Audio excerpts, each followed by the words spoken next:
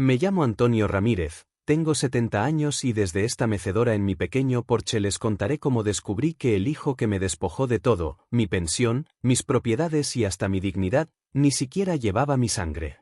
Siempre he sido un hombre sencillo, trabajador, que nunca imaginó que la traición vendría de quien más amaba. Ahora, con las manos callosas que muestran el paso de los años, me siento aquí para compartirles mi historia. Pero antes de continuar, por favor, suscríbete al canal y comenta desde donde estás viendo este video. Tu apoyo es muy importante.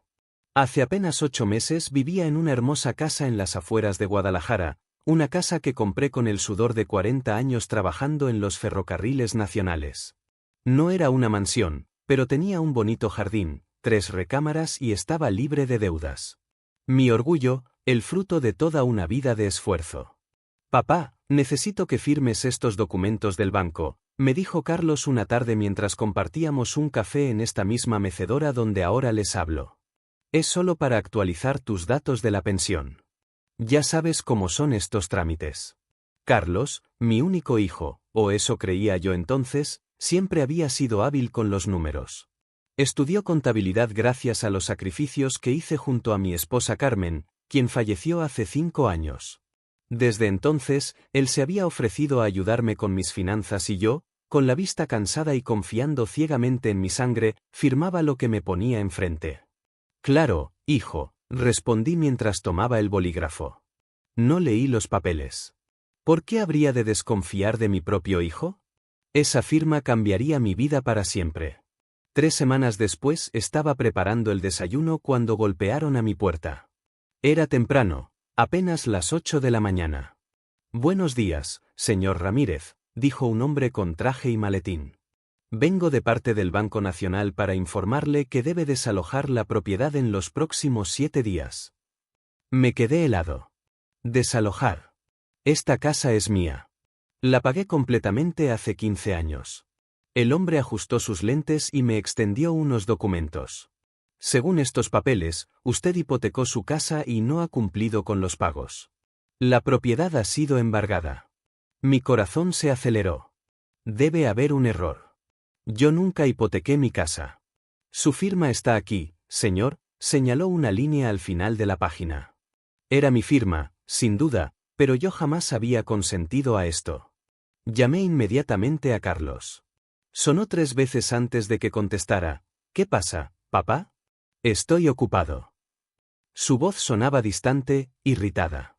Hay un hombre del banco aquí. Dice que hipotequé la casa y que debo desalojarla. ¿Qué está pasando, hijo? Hubo un silencio largo, demasiado largo. Ah, eso sí. Tuve que hacerlo, papá. Necesitaba capital para invertir en el negocio. Te lo expliqué cuando firmaste. Sentí que el piso se movía bajo mis pies. Nunca me explicaste que estabas hipotecando mi casa. Me dijiste que eran papeles de la pensión. Bueno, quizás no prestaste suficiente atención, respondió con frialdad. De todas formas, ya vendí la casa. Pasaré mañana para llevarte a un departamento que renté para ti. Vendiste mi casa sin consultarme. Esto es un fraude, Carlos. No exageres, papá. A tu edad ya no necesitas tanto espacio. El departamento es más práctico. Está cerca del centro de salud. Colgó antes de que pudiera responder. Me quedé mirando el teléfono, aturdido. ¿Cómo podía mi propio hijo hacerme esto? Al día siguiente, Carlos llegó con su esposa Laura. No traían sonrisas, solo cajas vacías. Empácalo lo esencial, ordenó mientras dejaba las cajas en el suelo de la sala. El departamento es pequeño. No cabe todo esto. ¿De qué estás hablando? No voy a irme de mi casa, protesté. Laura, quien siempre había sido fría conmigo, intervino. No seas terco, Antonio. La casa ya está vendida. O te vas por las buenas o llamamos a las autoridades. ¿Me estás amenazando en mi propia casa? Ya no es tu casa, respondió Carlos, revisando su reloj como si tuviera asuntos más importantes que atender. Los nuevos dueños llegan en 3 días. O vienes con nosotros al departamento o buscas dónde quedarte, pero tienes que salir. No podía creer lo que estaba escuchando. Sentí que me faltaba el aire. ¿Por qué haces esto? Te di todo, Carlos. Trabajé toda mi vida para darte lo mejor. Por primera vez vi algo en sus ojos que nunca había notado. Desprecio. Lo mejor. Una educación mediocre en escuelas públicas mientras tú guardabas dinero debajo del colchón. ¿Sabes lo que podría haber logrado con mejores oportunidades? Sus palabras me golpearon como bofetadas. Siempre había pensado que le había dado una buena vida, que estaba orgulloso de mí como yo lo estaba de él. Empaquen sus cosas, por favor, interrumpió Laura. Tenemos una comida importante a las 2 y no queremos llegar tarde. Con el corazón destrozado empaqué algunas mudas de ropa, mis medicamentos, algunas fotografías y documentos personales, todo lo que cabía en 2 cajas pequeñas, 70 años de vida reducidos a 2 cajas. El departamento resultó ser un cuarto en un edificio viejo con paredes descarapeladas y un baño compartido al final del pasillo. Nada que ver con lo que Carlos había descrito. Esto es temporal, explicó dejando las cajas en el suelo. Mientras encontramos algo mejor. Mi pensión. ¿Cómo voy a pagar por comida, por medicinas? Pregunté todavía en shock. Ya me encargo yo de tu pensión como siempre, respondió secamente. Te traeré dinero cada semana para lo básico. Se fueron sin despedirse. Esa noche, sentado en una cama que no era mía, en un cuarto que olía a humedad, lloré por primera vez desde la muerte de Carmen. Las semanas siguientes fueron un infierno. Carlos apareció solo una vez, me dejó 200 pesos, apenas suficiente para comer unos días y me dijo que estaba ocupado con inversiones importantes. Mi vecino, don Miguel, un hombre amable que vivía en el cuarto de al lado, me sugirió buscar ayuda legal. Lo que le hizo su hijo es un delito, don Antonio. Debería consultar a un abogado. No quería creer que mi propio hijo fuera un criminal, pero la desesperación crecía. Un día reuní valor y visité a Roberto Vargas, un antiguo amigo que había estudiado leyes y que, aunque ya estaba retirado, seguía asesorando casos ocasionalmente. Roberto me recibió en su modesto despacho, me escuchó con atención y no ocultó su indignación. Esto es fraude y abuso de confianza, Antonio. Tu hijo falsificó documentos. Te engañó para que firmaras papeles bajo falsos pretextos. Podemos presentar una denuncia, pero necesitamos pruebas. ¿Qué tipo de pruebas? Pregunté nervioso ante la idea de enfrentarme legalmente a mi propio hijo. Cualquier documento que demuestre que la casa era tuya, estados de cuenta de tu pensión, testigos que puedan corroborar tu versión. Afortunadamente, entre las pocas cosas que había traído estaban las escrituras originales de la casa y algunos estados de cuenta antiguos. Roberto revisó los documentos y asintió satisfecho. Esto es un buen comienzo. Prepararé una demanda civil y pediremos que se congelen sus cuentas hasta que se resuelva el caso. Las semanas siguientes fueron un torbellino de visitas a juzgados, declaraciones ante notarios y angustiosas esperas. Carlos contraatacó con su propio abogado, alegando que yo le había donado voluntariamente la casa y que él administraba mi pensión por mi propio bien debido a mi deterioro mental. Necesitamos algo contundente, me dijo Roberto una tarde mientras revisábamos la estrategia en su despacho. Algo que demuestre, sin lugar a dudas, que actuó de mala fe. Fue entonces cuando el juez ordenó algo inesperado. Como parte del proceso de herencia que Carlos había iniciado, alegando que yo estaba incapacitado para manejar mis bienes, se solicitaron pruebas médicas y, sorprendentemente, un examen de ADN para confirmar el parentesco. Es un procedimiento estándar en estos casos, explicó Roberto. No te preocupes, solo confirma lo que ya sabemos. Pero el destino tenía preparada la mayor sorpresa de mi vida. 3 semanas después, Roberto me citó en su despacho con urgencia. Su expresión era grave cuando me entregó un sobresellado. Llegaron los resultados del laboratorio. Antonio, creo que deberías sentarte.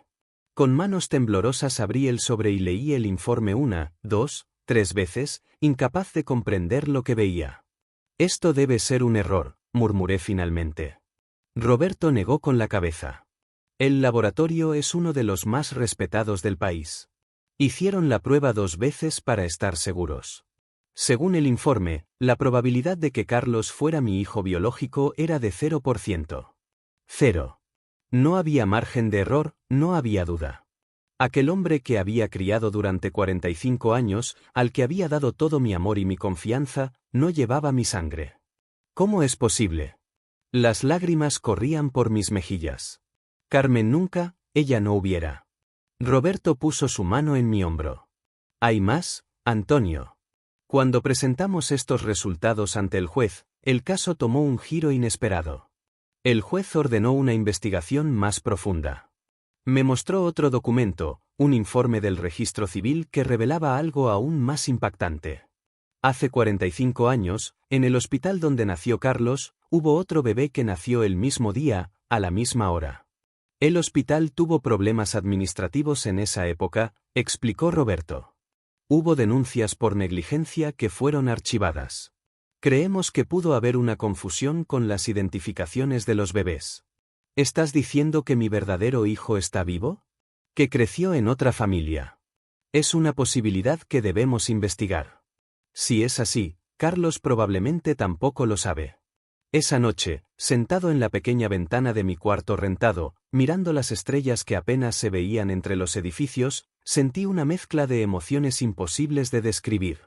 Dolor por la traición de Carlos, que a pesar de no ser mi sangre, seguía siendo el hijo que había criado. Confusión ante la posibilidad de que Carmen hubiera guardado un secreto tan grande y una chispa inesperada de esperanza. En algún lugar podría estar mi verdadero hijo, un hombre que nunca conocí, pero que llevaba mi sangre. Voy a encontrarte, susurré a las estrellas. No sé quién eres ni dónde estás, pero voy a encontrarte antes de que sea demasiado tarde. Lo que no imaginaba era que el camino hacia mi hijo perdido me llevaría por lugares oscuros del pasado, revelando secretos que Carmen se había llevado a la tumba y enfrentándome a la verdadera naturaleza de Carlos, quien al enterarse de la investigación haría lo imposible por detenerme. Pero aquí, desde esta mecedora donde ahora les cuento mi historia, puedo decirles que valió la pena cada lágrima, cada noche de insomnio, cada momento de desesperación, porque al final del camino encontraría no solo justicia, sino también el amor de una familia que nunca supe que tenía. Desde esta mecedora, mientras el sol de la tarde cae suavemente sobre el porche, continúo mi historia.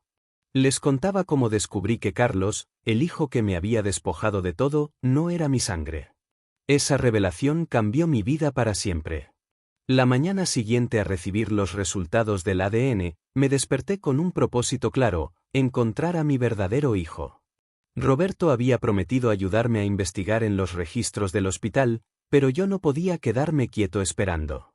Necesito ver las fotos antiguas, le dije a don Miguel mientras desayunábamos en la pequeña cocina compartida del edificio. Quizás haya alguna pista en ellas. ¿Dónde las tiene, don Antonio? En mi casa, o lo que solía ser mi casa, respondí con amargura. Carlos no me permitió llevarme más que lo esencial. Don Miguel, quien siempre se había mostrado solidario conmigo, dejó su taza de café y me miró con determinación. Pues hay que ir por ellas. ¿Sabes si Carlos vive ahí ahora? No, él tiene su propia casa en la primavera. Vendió mi casa a una pareja joven. Entonces, vamos a hablar con esa pareja. Les explicamos la situación. Seguro entenderán. Esa misma tarde, don Miguel me acompañó hasta mi antigua casa. El jardín que tanto cuidé ya mostraba signos de abandono, pero las bugambilias que planté con Carmen seguían floreciendo, ajenas al drama humano que se desarrollaba a su alrededor. Toqué el timbre con el corazón acelerado. Una mujer joven de unos 30 años abrió la puerta. ¿Puedo ayudarlos?, preguntó mirando con curiosidad a dos ancianos parados en su puerta. Disculpe la molestia, señora, comencé. Mi nombre es Antonio Ramírez. Esta fue mi casa hasta hace poco, cuando mi hijo la vendió sin mi consentimiento. Su expresión cambió de inmediato, una mezcla de sorpresa y preocupación. ¿Usted es don Antonio? Su hijo nos dijo que usted había decidido mudarse a un asilo porque la casa era demasiado grande para cuidarla. Me temo que eso no es cierto, señora. Mi hijo me engañó para firmar papeles y luego me obligó a mudarme a un cuarto rentado. La invité a contactar a Roberto para verificar mi historia y le mostré mi identificación oficial. Después de una breve llamada telefónica, su actitud cambió completamente. Por favor, pasen, nos invitó. Mi esposo está trabajando, pero regresará pronto. Me llamo Sofía, por cierto. Ya dentro, me dolió ver cómo habían cambiado mi hogar. Los muebles que compartí con Carmen durante décadas habían desaparecido, reemplazados por piezas modernas que no contaban ninguna historia. ¿Qué es lo que busca exactamente, don Antonio?, preguntó Sofía. Álbumes de fotografías, documentos personales, estaban en un baúl de madera en el ático. Sofía asintió. No hemos tocado nada del ático. Apenas nos mudamos hace 2 semanas y todavía estamos organizándonos. Subimos al ático, un espacio pequeño pero ordenado, donde guardaba los recuerdos más preciados de mi vida. Y allí estaba el baúl, cubierto de polvo pero intacto. ¿Puedo llevarme esto? Son recuerdos personales. No tienen valor para nadie más que para mí. Por supuesto, respondió Sofía con amabilidad. Pero, don Antonio, hay algo que debe saber. Su hijo regresó hace 3 días. Dijo que había olvidado algo importante. Pasó casi 1 hora aquí arriba. Un escalofrío recorrió mi espalda. ¿Qué estaría buscando Carlos? ¿Habría encontrado lo que buscaba? Regresamos al edificio con el baúl. Esa noche, mientras don Miguel dormía, abrí el cofre de recuerdos con manos temblorosas. Había álbumes de fotos, cartas antiguas. Documentos escolares de Carlos, recuerdos de viajes, pero me concentré en lo más importante, las fotos del nacimiento de quien creí que era mi hijo. En el hospital, sosteniendo un bebé envuelto en una manta azul, sonreía el hombre que fui hace 45 años. A mi lado, Carmen, pálida, pero radiante de felicidad. Observé cada detalle buscando alguna pista que me dijera que de alguna manera ya sabíamos que ese bebé no era nuestro, nada. En nuestras miradas solo había amor y orgullo por nuestro primogénito. Entre los papeles encontré el certificado de nacimiento original, la pulsera de identificación del hospital y un sobre amarillento que no recordaba haber visto antes. Tenía escrito mi nombre con la letra de Carmen. Lo abrí con el corazón acelerado. Dentro había una carta fechada 15 años atrás, poco antes de que le diagnosticaran el cáncer, que finalmente se la llevaría. Mi querido Antonio, si estás leyendo esto, significa que ya no estoy a tu lado. Hay algo que he guardado en mi corazón durante demasiado tiempo, un peso que no quiero llevar conmigo a la tumba. El día que nació nuestro hijo hubo una confusión en el hospital. Estaba exhausta después del parto y cuando me trajeron al bebé, algo en mi interior me dijo que no era nuestro hijo. Llamé a la enfermera, pero me aseguró que no había error. Días después, cuando ya estábamos en casa, seguía sintiendo que algo no estaba bien. Contraté a un investigador privado, quien descubrió que otro bebé había nacido a la misma hora. La otra madre era una mujer soltera sin recursos, que había dado a luz y se había marchado del hospital el mismo día rumbo a Chiapas, según le dijeron. Para entonces ya habíamos registrado al bebé como Carlos Ramírez. ¿Qué podía hacer? ¿Buscar a una mujer sin recursos en un estado lejano? ¿Quitarle a su hijo para recuperar al nuestro? ¿Decirte a ti, que ya adorabas a Carlos, que no era nuestro? Decidí callar y amar a ese niño como si fuera mío. Nuestro. Pero el destino es extraño, Antonio. Un día, hace 5 años, vi a un joven en el mercado que era tu viva imagen a los 40 años. Me acerqué temblando y le pregunté su nombre. Se llamaba Javier Morales. Trabajaba como maestro en la escuela primaria del barrio La Esperanza y había sido adoptado por una pareja humilde cuando era un bebé. No tuve el valor de decirle la verdad ni de contártelo a ti, pero dejé dinero en un fideicomiso a su nombre, sin que él supiera quién lo había hecho, para ayudarlo a construir una vida mejor. Perdóname, Antonio. Espero que entiendas por qué guardé silencio.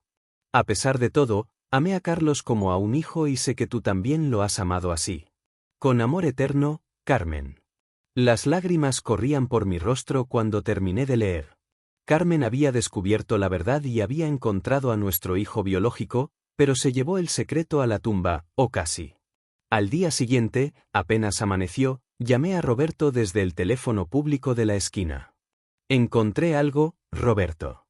Le dije, sin preámbulos. Carmen sabía la verdad. Y nuestro verdadero hijo se llama Javier Morales. Trabaja como maestro en La Esperanza. ¿Estás seguro, Antonio? ¿Cómo lo supo Carmen? Le conté sobre la carta y acordamos vernos esa misma tarde en su despacho. Mientras colgaba, noté un automóvil negro estacionado al otro lado de la calle. Dentro, un hombre me observaba fijamente. Cuando nuestras miradas se cruzaron, encendió el motor y se alejó rápidamente. En el despacho de Roberto, revisamos la carta de Carmen y el resto de documentos que había recuperado. «Esto es extraordinario, Antonio», dijo mi amigo.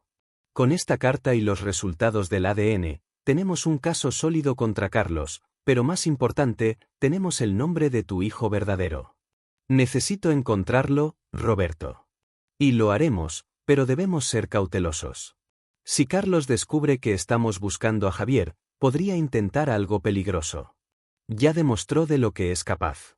¿Crees que ese hombre en el automóvil podría ser alguien contratado por Carlos para vigilarte? Desde que presentamos la demanda y los resultados del ADN, debe estar nervioso». Roberto hizo algunas llamadas y confirmó que efectivamente un Javier Morales trabajaba en la escuela primaria Benito Juárez en el barrio La Esperanza. Tenía 45 años, estaba casado, tenía 2 hijos y era respetado por la comunidad escolar. «Mañana iré a verlo», decidí. «Te acompañaré», insistió Roberto. «Esto no será fácil, Antonio. Estás a punto de decirle a un hombre que toda su vida ha sido una mentira». Esa noche apenas pude dormir. Imaginaba 1000 escenarios diferentes. Javier rechazándome, Javier abrazándome, Javier llamando a la policía pensando que era un viejo loco, pero necesitaba saber. Necesitaba ver con mis propios ojos al hijo que nunca tuve la oportunidad de criar. A la mañana siguiente, mientras esperaba a Roberto en la entrada del edificio, vi nuevamente el automóvil negro. Esta vez el conductor bajó la ventanilla y pude ver claramente su rostro. Era Carlos. «Buenos días, papá», dijo con una sonrisa fría que nunca antes había notado en él. «Saliendo temprano». «¿Qué haces aquí, Carlos?» «Me enteré que recuperaste algunas cosas de la casa, cosas que ahora me pertenecen. ¿Son recuerdos familiares, Carlos? No tienen valor monetario». «Oh, yo creo que sí lo tienen», respondió, y su tono me heló la sangre, especialmente ciertas cartas que podrían confundir a un juez, así que lo sabía. Probablemente encontró una copia de la carta de Carmen en el ático y por eso había regresado a la casa. «Ya es tarde, Carlos. La verdad saldrá a la luz». «¿Qué verdad, papá? Que criaste a un hijo que no era tuyo, que tu esposa te engañó durante toda tu vida o que ahora en tu desesperación intentas fabricar evidencia contra mí». «Nunca dije que Carmen me engañó. Hubo una confusión en el hospital». Su risa me interrumpió. «¿Confusión? Por favor, papá. Es el cuento más viejo del mundo. Mamá te puso los cuernos, tuvo un hijo con otro hombre y ahora quieres vengarte de mí porque finalmente estoy reclamando lo que me corresponde». «Lo que te corresponde», exclamé sintiendo que la ira reemplazaba al miedo. «Te di todo, Carlos, un hogar, educación, amor incondicional y me lo pagaste robándome lo poco que tenía». Por un instante vi algo parecido al remordimiento cruzar su mirada, pero desapareció rápidamente. «Te daré una oportunidad, papá. Retira la demanda, entrega esa carta y cualquier otra evidencia que tengas y te prometo que aumentaré tu mensualidad. Podrás mudarte a un lugar mejor». «¿Me estás sobornando, Carlos? Te estoy ofreciendo un trato. La alternativa no te gustará». «¿Me estás amenazando?», pregunté incrédulo ante el hombre en que se había convertido quien creía mi hijo. «Tómalo como quieras», respondió encendiendo el motor. «Tienes hasta mañana para decidir. Vendré a las 10 por tu respuesta». Se alejó justo cuando llegaba el taxi con Roberto. Mi amigo notó inmediatamente mi turbación. Era Carlos. ¿Qué quería? Le conté la conversación mientras nos dirigíamos a La Esperanza. Roberto escuchó con atención, su rostro endureciéndose a medida que le relataba las amenazas apenas veladas. «Esto es grave, Antonio. Deberíamos presentar una denuncia». «No tengo pruebas, Roberto. Sería su palabra contra la mía». La escuela Benito Juárez era un edificio modesto, pero bien cuidado. Niños de diversas edades jugaban en el patio durante el recreo, sus risas contrastando con la gravedad de nuestra misión. En la dirección, una mujer de mediana edad nos recibió con amabilidad. Buscamos al profesor Javier Morales, explicó Roberto. Es un asunto personal. El profesor Javier está dando clases ahora. Termina a las 12:30. ¿Quieren esperar o prefieren volver más tarde? Decidimos esperar. Cada minuto parecía una eternidad mientras observábamos a los niños jugar, imaginando cómo habría sido Javier a esa edad. Se habría parecido a mí, habría tenido los mismos intereses, las mismas habilidades, ¿le habría dado su familia adoptiva todo el amor que merecía? Finalmente, la campana sonó anunciando el fin de las clases. Grupos de niños comenzaron a salir de las aulas, algunos corriendo hacia sus padres que esperaban en la entrada, otros formándose en filas ordenadas. Y entonces lo vi, un hombre alto, de cabello negro, con algunas canas en las sienes, que acompañaba a un grupo de niños de unos 10 años. Su perfil, su manera de caminar, incluso su forma de gesticular mientras hablaba con los pequeños, era como verme a mí mismo 30 años atrás. Es él, susurré incapaz de contener las lágrimas. Es mi hijo, Roberto. Mi amigo apretó mi hombro dándome fuerzas. ¿Estás listo? No lo estaba. ¿Cómo podría estar listo para un momento así? Pero asentí y juntos nos acercamos a Javier Morales, el hijo que nunca supe que tenía, el hijo que estaba a punto de descubrir una verdad que cambiaría su vida para siempre, como había cambiado la mía. Mientras caminábamos hacia él, un pensamiento cruzó mi mente. Carlos nos había dado hasta mañana para entregarle la carta. ¿Qué haría cuando descubriera que no solo no íbamos a ceder a su chantaje, sino que ya habíamos encontrado a Javier? La respuesta llegaría más pronto de lo que imaginaba y sería más violenta de lo que podríamos haber previsto. La tarde se va poniendo fresca mientras sigo contándoles mi historia desde esta mecedora. El momento en que vi a Javier por primera vez quedó grabado en mi memoria como uno de esos instantes que dividen la vida en un antes y un después. Nos acercamos a él cuando terminó de despedir a sus alumnos. Parecía un maestro querido. Los niños lo saludaban con entusiasmo al marcharse y él respondía a cada uno por su nombre. «Profesor Morales», preguntó Roberto cuando estuvimos a su lado. Javier se volvió hacia nosotros con una sonrisa amable. «Sí, soy yo, ¿en qué puedo ayudarlos?» Verlo de cerca fue como mirarme en un espejo que reflejara el pasado. Tenía los mismos ojos, la misma forma de la mandíbula, incluso el mismo lunar pequeño cerca de la ceja izquierda que yo había heredado de mi padre. «Mi nombre es Roberto Vargas, abogado», se presentó mi amigo. «Y este es Antonio Ramírez. Necesitamos hablar con usted sobre un asunto personal muy importante». La sonrisa de Javier se transformó en una expresión de curiosidad. Me miró con más atención y por un instante me pareció ver un destello de reconocimiento en sus ojos, como si algo en lo más profundo de su ser pudiera sentir el vínculo que nos unía. ¿Nos conocemos, señor Ramírez?, preguntó. No, respondí con la voz quebrada por la emoción, pero deberíamos habernos conocido hace mucho tiempo. La directora nos ofreció usar su oficina para hablar en privado. Una vez allí, sentados frente a frente, Roberto tomó la iniciativa de explicar la situación, consciente de que yo estaba demasiado conmovido para hacerlo coherentemente. «Lo que vamos a contarle es algo delicado, profesor Morales», comenzó. «Hace unos meses, el señor Ramírez descubrió que el hombre que creía su hijo biológico no lo era. Un examen de ADN lo confirmó». Javier nos miraba alternativamente con una expresión que mezclaba confusión y cautela. «Lamento su situación, pero no entiendo qué tiene que ver conmigo», dijo finalmente. Roberto continuó.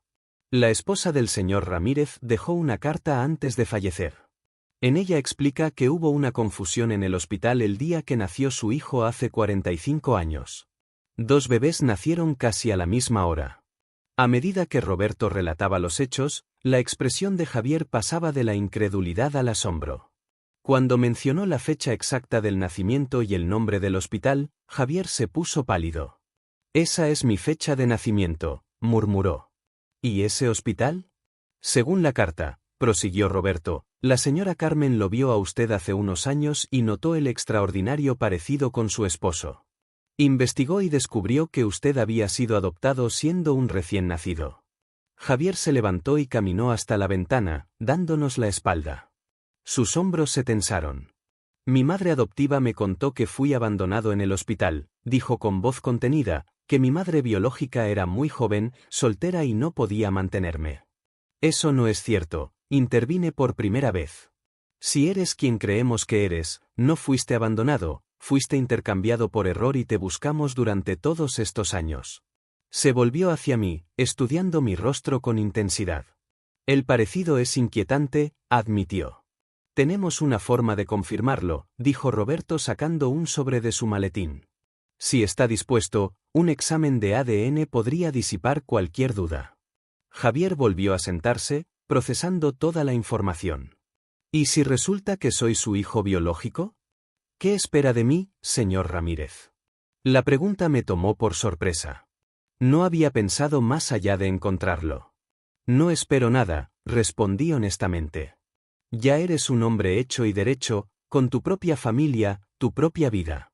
Solo quería conocerte, saber que estás bien y tal vez darte la oportunidad de conocer tu origen, si así lo deseas. Algo en mis palabras pareció resonar en él. Asintió lentamente. Mi madre adoptiva falleció hace 3 años. Mi padre, el año pasado. Siempre me preguntaba de dónde venía, quién era mi familia biológica. Nunca imaginé que pudiera haber sido amado, esperado. Lo eras, afirmé con fervor. Carmen y yo te esperábamos con tanta ilusión. Javier respiró hondo. Haré el examen de ADN, pero necesito tiempo para asimilar todo esto y tendré que hablarlo con mi esposa. Intercambiamos números telefónicos y acordamos encontrarnos en un laboratorio al día siguiente. Cuando nos despedimos, hubo un momento de duda, como si ambos quisiéramos abrazarnos, pero no supiéramos si era apropiado. Finalmente nos dimos la mano, un gesto formal que contradecía la tormenta emocional que ambos estábamos experimentando.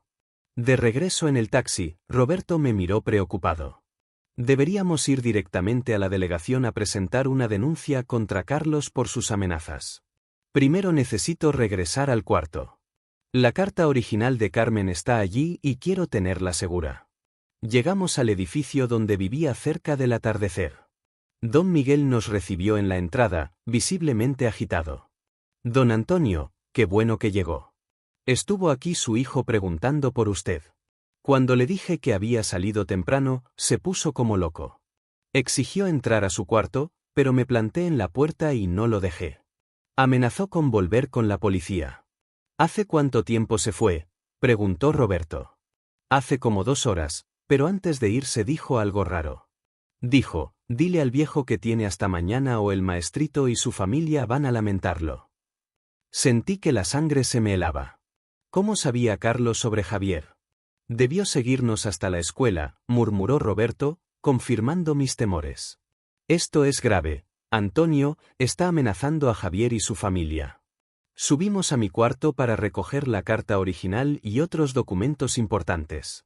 Mientras los guardaba en un sobre, Roberto hizo varias llamadas, cada vez más frustrado. La policía dice que no pueden hacer nada sin pruebas concretas de las amenazas, me explicó. Y como Carlos es técnicamente tu hijo en los registros oficiales, pueden considerarlo un asunto familiar. Y si hablo con el comandante López, me debe algunos favores de cuando trabajaba en los ferrocarriles. Es una buena idea.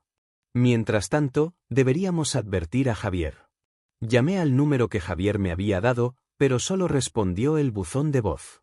Dejé un mensaje urgiéndole a tener cuidado, sin entrar en detalles que pudieran asustarlo.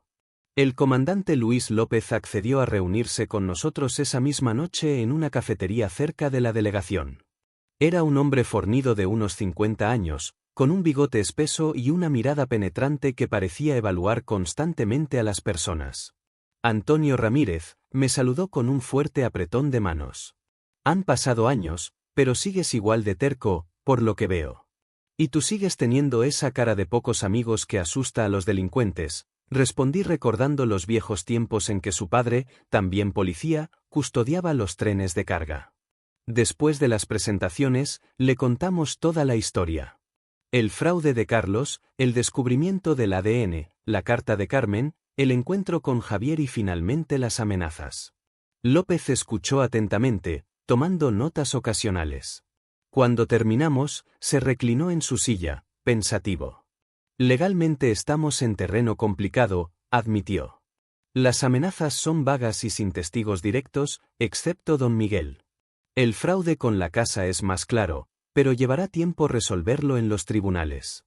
Y mientras tanto, preguntó Roberto, Javier y su familia deben vivir bajo amenaza. Antonio debe esconderse. López negó con la cabeza. No he dicho que no podamos hacer nada. Oficialmente, mis manos están atadas, pero extraoficialmente, se inclinó hacia adelante, bajando la voz. Puedo asignar una patrulla para vigilar discretamente la casa de Javier y puedo hablar personalmente con Carlos, hacerle saber que estamos al tanto de la situación. Te lo agradezco, Luis, dije sinceramente.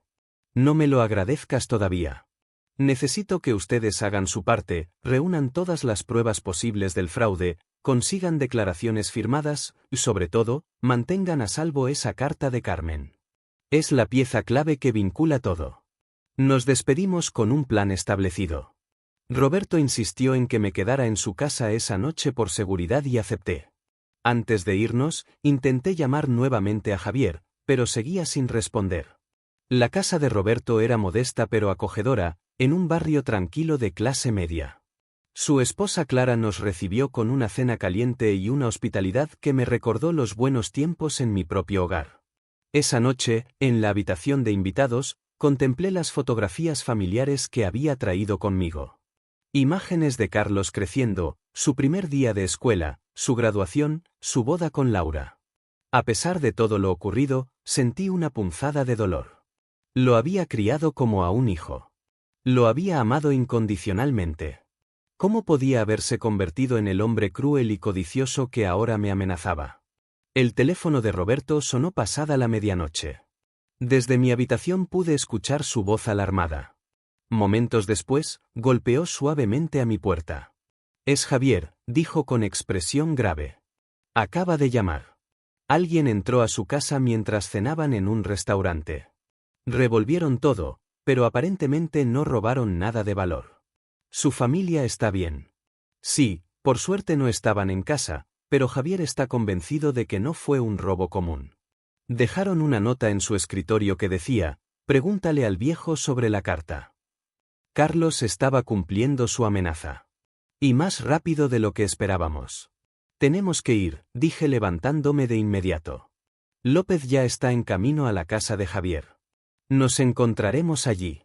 La casa de Javier estaba en un fraccionamiento de clase media, con jardines bien cuidados y calles tranquilas que ahora se veían alteradas por las luces de las patrullas. Una pequeña multitud de vecinos curiosos se había congregado, mantenidos a distancia por un oficial. Javier nos recibió en la entrada, visiblemente alterado, pero tratando de mantener la calma por su familia. Su esposa, una mujer menuda de cabello castaño, nos miraba con una mezcla de miedo y confusión. Sus dos hijos, un adolescente y una niña de unos 12 años, permanecían sentados en el sofá abrazados. ¿Quiénes son ustedes realmente?, exigió saber la mujer. ¿Por qué nos está pasando esto? Lo siento mucho, dije con sinceridad. Nunca quise poner a su familia en peligro. Ana, ellos son las personas de las que te hablé, intervino Javier. El señor Ramírez cree que podría ser su hijo biológico y por eso alguien irrumpe en nuestra casa. Por eso mis hijos están aterrorizados. El comandante López se unió a la conversación mostrando su placa. Señora, entiendo su preocupación. Estamos tomando este incidente muy en serio. Ya he asignado una patrulla para vigilar su casa las 24 horas. Mientras los oficiales revisaban la casa en busca de evidencias, Roberto y yo le explicamos a Javier y Ana la situación completa, incluyendo las amenazas de Carlos. ¿Qué quiere este hombre?, preguntó Ana. Dinero. Quiere la carta que prueba que él no. Es mi hijo biológico, expliqué. Sin ella será más difícil demostrar el fraude que cometió. Pero, ¿por qué amenazarnos a nosotros? Ni siquiera sabemos si Javier es realmente su hijo, porque Carlos está desesperado, intervino Roberto. Si se confirma que Javier es el hijo biológico de Antonio, podría tener derechos legales sobre los bienes que Carlos ha usurpado. Javier, que había estado escuchando en silencio, habló finalmente. No me interesan esos bienes. Tengo mi vida, mi trabajo, mi familia. No quiero propiedades ni dinero. Lo sé, respondí. Y no espero que reclames nada, pero Carlos no lo sabe, solo ve otra amenaza a lo que considera suyo. El comandante López se acercó nuevamente. Hemos encontrado huellas y vamos a analizarlas, pero por el modus operandi, esto parece trabajo de profesionales. La cerradura no fue forzada. Usaron ganzúas o llaves maestras. ¿Qué sugieres que hagamos, Luis?, pregunté. Por esta noche recomendaría que la familia del señor Morales se quedara en un hotel. Mañana podemos discutir medidas más permanentes. Ana comenzó a protestar, pero Javier la tomó de las manos. Es lo mejor, amor, solo por esta noche. Mientras la familia reunía algunas pertenencias, López me llevó aparte. Antonio, esto se está complicando rápidamente. Quien sea que Carlos haya contratado, no son simples matones, son profesionales, lo que significa que está invirtiendo dinero serio en esto. ¿Crees que llegaría a hacer daño físico? López suspiró. No lo sé, pero no quiero averiguarlo. Necesitamos actuar rápido. ¿Dónde está la carta original? En un sobre, en casa de Roberto. Bien. Mañana a primera hora quiero que la lleves a la notaría de mi confianza. Sacaremos copias certificadas y la pondremos en un lugar seguro. Mientras tanto, apresuraremos el examen de ADN de Javier. Antes de que la familia de Javier partiera hacia el hotel, tuve un momento a solas con él en el porche de su casa. Lamento mucho haber traído este caos a tu vida, dije con pesar. Javier me miró largamente. No es culpa suya, señor Ramírez. Antonio, por favor. Asintió. Antonio, ¿sabes? Toda mi vida me he preguntado de dónde venía, quién era mi familia biológica. Mis padres adoptivos fueron maravillosos, me dieron todo su amor, pero siempre sentí que una parte de mí estaba incompleta. Te entiendo. Desde que supe la verdad he sentido lo mismo. Cuando te vi hoy fue extraño, como mirar una versión futura de mí mismo. Y ahora esto, hizo un gesto hacia la casa revuelta. Todo está pasando tan rápido. ¿Podemos detenerlo?, ofrecí. Olvidar todo este asunto, el examen de ADN, todo. Tu seguridad y la de tu familia son más importantes que cualquier otra cosa. Javier negó con la cabeza. No, ya no podemos volver atrás. Carlos, o como se llame ese hombre, ya nos ha involucrado y además necesito saber la verdad, Antonio. Necesito saber quién soy realmente. Nos miramos en silencio, unidos por un vínculo que iba más allá de la sangre y que apenas comenzábamos a entender. Mañana haremos el examen, dijo finalmente, y enfrentaremos lo que venga después juntos. En ese momento, bajo la luz tenue del porche de su casa, sentí que algo comenzaba a sanar en mi interior. El hijo que nunca conocí estaba dispuesto a darme una oportunidad a pesar del peligro y la incertidumbre. Pero mientras Javier se alejaba con su familia hacia el auto que los llevaría al hotel, bajo la vigilancia de 2 oficiales, no podía evitar sentir también un oscuro presentimiento. Carlos no se detendría fácilmente y algo me decía que lo peor estaba aún por venir. Lo que no sabía entonces, mientras regresaba a casa de Roberto en la patrulla que López había asignado para nuestra protección, era que Carlos ya había dado el siguiente paso en his plan. Un paso que pondría a prueba no solo nuestro recién descubierto vínculo familiar, sino también mi propia integridad moral. La tarde empieza a caer mientras llego al final de mi historia. Desde esta mecedora, viendo cómo las sombras se alargan en el porche, recuerdo aquellos días intensos que cambiaron para siempre el curso de nuestras vidas. A la mañana siguiente de la intrusión en casa de Javier, Roberto y yo nos dirigimos a la notaría que el comandante López había recomendado. La carta de Carmen, ahora protegida en un sobresellado, pesaba en mi bolsillo como un tesoro invaluable. Buenos días, don Esteban. Saludó Roberto al notario, un hombre mayor de aspecto solemne. Venimos de parte del comandante López. Los estaba esperando, respondió el notario. El comandante me explicó la situación. Necesitan certificar una carta y ponerla a resguardo. Mientras el notario examinaba el documento, hacía copias certificadas y preparaba un acta, mi teléfono sonó. Era un número desconocido. Señor Ramírez. La voz al otro lado era de una mujer joven, profesional. Soy la doctora Torres del Laboratorio Central. El comandante López nos pidió apresurar los resultados del examen de ADN. Si pueden venir usted y el señor Morales hoy a las 2 de la tarde, tendremos todo listo.